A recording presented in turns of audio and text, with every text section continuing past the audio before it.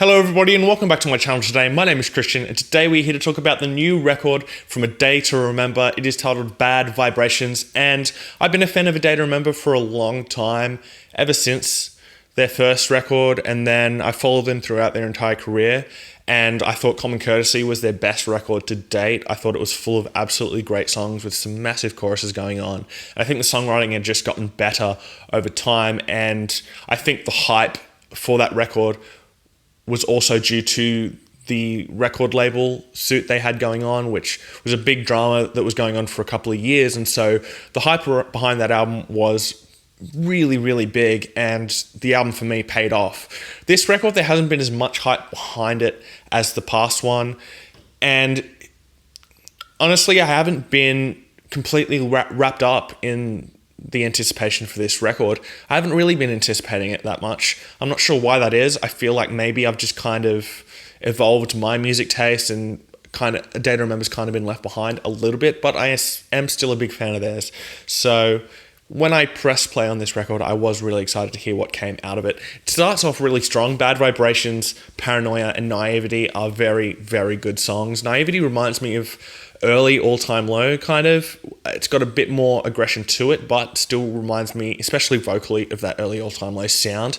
Bad Vibrations and Paranoia are both very much heavier songs, especially Paranoia, which is basically screaming the entire time, and the chorus is very, very aggressive with some really gritty vocals. And honestly, same can be said about Bad Vibrations, but that's a bit more pop leaning than Paranoia.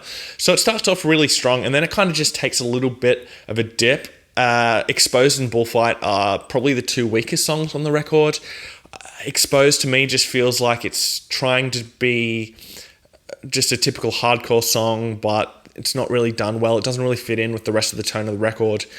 And Bullfight for me just kind of went for that 4 minutes, and then I kind of just forgot about it, and so it didn't really hit me that much. The second half of this record is very, very strong as well, though, and Justified is a massive song, really, really cool, and so is Turn Off the Radio, as well as not as well as. Those are two really strong songs, and the second half of the record, it has a lot more ambience throughout it, and some interesting songwriting going on, and vocally, this record is very versatile, so Jeremy does a lot with his vocals in the second half of the record, especially. The Day to Remember sound, I feel, though, does need a bit of evolution. It is getting to the point now where they need to change up something in order to keep my interest, at least. I'm not sure if that's the same for everybody, but for me, I feel like they just need to do something new. It kind of feels like the last 3 or 4 have kind of just stuck to the same formula. The songs are still really strong, though, so that is a up.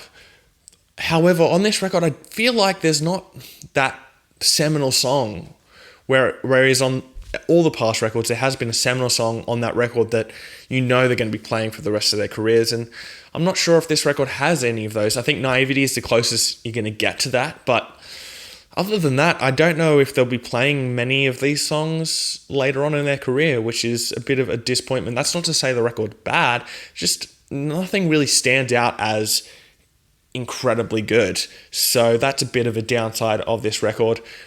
As I said, vocally, it's very versatile. The drumming in this record is great, as always. Their drummer has always been one of the best drummers in that scene. And as for the guitars, it is just very standard A Day to Remember. There is some experimentation in the leads going on here and there, but for the most part, it is just typical A Day to Remember.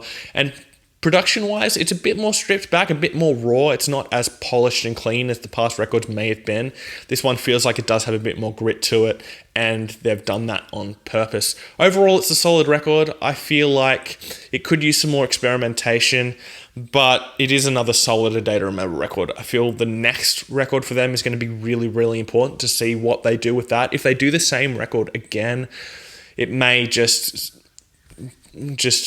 might make me forget about A Day to Remember altogether and just listen to their old stuff, because as much as this is a good record, I do feel like Common Courtesy is a lot better, and Homesick's a lot better, and For Those Who Have Heart's a lot better. I wasn't a fan of their one in the middle there. I can't remember off the top of my head the name of that record, but I feel like this is the weakest in a little bit, so We'll see what they do next, but I still really did enjoy this record. My top 3 tracks are going to be Paranoia, Naivety, and Justified. I'm going to give the album a 3.75 out of 5. A really solid record. If you're a fan of A Day to Remember, you should really enjoy this record. And if you're a fan of that Warped Tour kind of sound, you will probably really enjoy it as well. Thanks for watching my video today. Please hit subscribe down below, and I'll see you next time. Fresh Currents.